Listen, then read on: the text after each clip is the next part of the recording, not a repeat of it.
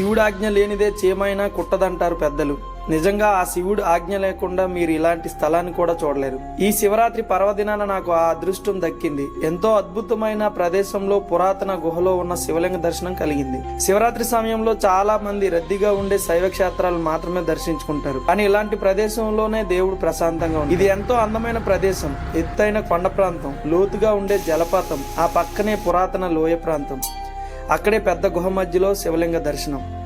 ఈ ప్రదేశం ఎక్కడ ఉంది, ఇక్కడికి ఎలా చేరుకోవాలి అనే విషయాన్ని ఈ వీడియోలో క్లియర్గా వివరించే ప్రయత్నం చేస్తా.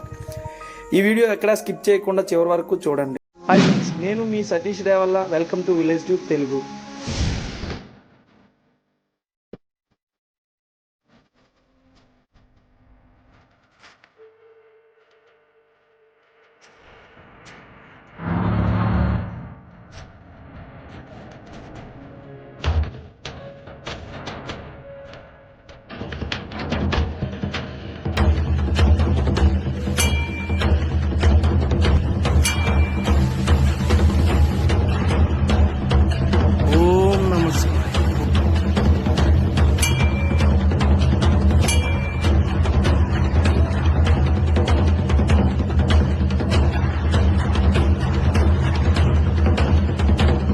బాహ్య ప్రపంచానికి తెలియని ప్రదేశం ఇది. కేవలం కొంతమంది గిరిజనులు మాత్రమే బాగా తెలిసిన ప్రదేశం. అదే అల్లూరు జిల్లా అనంతగిరి మండలంలో ఉన్న గుమ్మకోట గ్రామం. విశాఖ అరకు రహదారిలో కాశీపట్నం దాటిన తర్వాత తుమ్మనవలస జంక్షన్ నుండి కుడివైపు 18 కిలోమీటర్లు ప్రయాణించాక గుమ్మకోట గ్రామం చేరుకుంటాం. గుమ్మకోట గ్రామం దాటిన తర్వాత బూర్జవలస వెళ్లే మార్గంలో ఈ గుహ ఉంటుంది. ప్రస్తుతం ఈ రహదారి నిర్మాణంలో ఉంది. ఇప్పుడు ఈ రోడ్డుపై ప్రయాణం చాలా ప్రమాదకరంగా ఉంది. గుమ్మకోట గ్రామం నుండి దాదాపు 5 కిలోమీటర్ల కొండపైకి నిర్మాణంలో ఉన్న ఘాట్ రోడ్ లో ప్రయాణించాలి. చిట్టిపురం గ్రామానికి ముందు ఒక మలుపు వద్ద ఆగాలి. అక్కడ కాస్త భూమి చదును చేసి ఉంచారు. అది ఒక్కటే మనకి ల్యాండ్ మార్క్. ఎందుకంటే ఇక్కడ ఈ స్థలం ఉన్నట్లు ఎలాంటి ఆనవాళ్లు కూడా లేవు. శివరాత్రి కనుక ఈ రోజు ఫ్లెక్స్ ఏర్పాటు చేసి, సాధారణ రోజుల్లో ఇక్కడ ఎలాంటి డైరెక్షన్ సైన్స్ కూడా ఉండవు.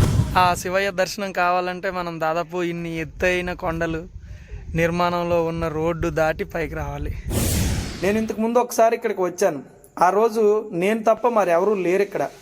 ఒక్కడినే ఆ గుహ వద్దకు వెళ్ళడానికి చాలా భయం వేసింది, కానీ ఎలాగోలా అక్కడికి చేరుకున్నాను. ఇప్పుడు ఇక్కడ ఈ ఏర్పాట్లన్నీ చేశారు. దారి కూడా బాగా చదును చేశారు. ఇంతకు ముందు ఈ గుహ దారి తెలుసుకోవడానికే నాకు దాదాపు 1 గంట సమయం పట్టింది. చాలాసేపు స్వామివారి దీక్షలో అలా గడిచిపోయింది.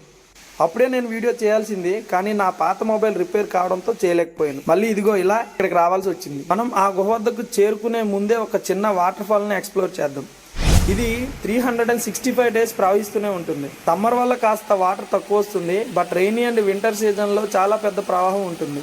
ఈ పక్కనే హనుమాన్ విగ్రహం కూడా ఉండేదని చెప్పారు స్థానికులు, కానీ ఒకరోజు భారీ వరద కారణంగా ఈ ప్రవాహంలో కొట్టుకుపోయింది అంటున్నారు. పైన చిన్నగా కనిపించే ఈ జలపాతం ఇలా కాస్త గుహ కిందకు వస్తే చాలా పెద్దదిగా ఉంటుంది. శివుడి జడ నుండి జాలువారుతున్న గంగాదేవిలా కనిపిస్తూ ఉంటుంది ఈ జలపాతం. ఈ ప్లేస్ నిజంగా చాలా మ్యాజికల్ గా ఉంటుంది.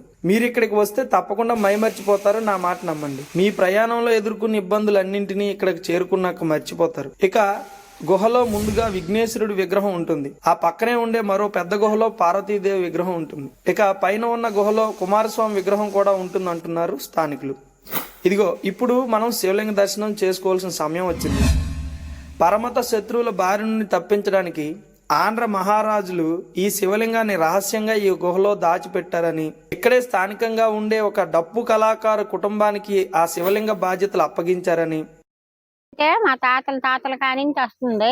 మా నాన్నగారు మా తమ్ముడికి ఈ దేవాలయం అప్పచెప్పారు. అలాగే దాదాపు 6-7 తరాలుగా కాపాడుకుంటూ వస్తున్నామని ఆ గుడి నిర్వాహకులు తెలియజేస్తున్నారు. 100 ఏళ్ల కంటే ఎక్కువ చరిత్ర కలిగిన ఈ శివలింగానికి ఇక్కడ నిత్యం పూజలు ఉండవు. కార్తీక మాసంలో కూడా ఈ గుడిని దర్శించుకునేందుకు భక్తులు రారని అంటున్నారు. శివరాత్రి రోజు మాత్రం ఈ శివలింగాన్ని దర్శించుకోవడానికి వచ్చే కొంతమంది భక్తులకు ఇక్కడే వీళ్ళు 3 రోజుల పాటు ఉంటూ అన్నప్రసాదాలు అందిస్తారని చెప్తున్నారు. అందరూ విపరీతమైన రద్దీతో ఉండే దేవాలయాలు మాత్రమే సందర్శిస్తారు. ఇలాంటి వాటిని ఎవరూ ఆదరించరు. ఈ ప్రదేశం ఎంతో ప్రశాంతంగా ఉంటుంది. ఈ గుహ ప్రకృతిలో దాగిపోయి ఉంటుంది. ఇక్కడికి వస్తే మనసు చాలా ప్రశాంతంగా ఉంటుంది. ఇలాంటి చోట కాకుండా ఇంకెక్కడ ఉంటాడు ఆ పరమశివుడు? మీరిక్కడ 1 గంట గడిపి చూడండి, మీలో మీకే తెలియని మార్పు కనిపిస్తుంది. ఈ ప్రదేశం, ఈ ప్రకృతి, ఈ పరమశివుడు, ఇలాంటి చోటుని చూడాలంటే నిజంగా శివుడి ఆజ్ఞ ఖచ్చితంగా ఉండాలంటాను. ఇది ఇవాళ వీడియో ఫ్రెండ్స్. ఈ వీడియో కనుక మీకు నచ్చినట్లయితే మా ఛానల్ సబ్స్క్రైబ్ చేసుకొని మాకు సపోర్ట్ చేయండి.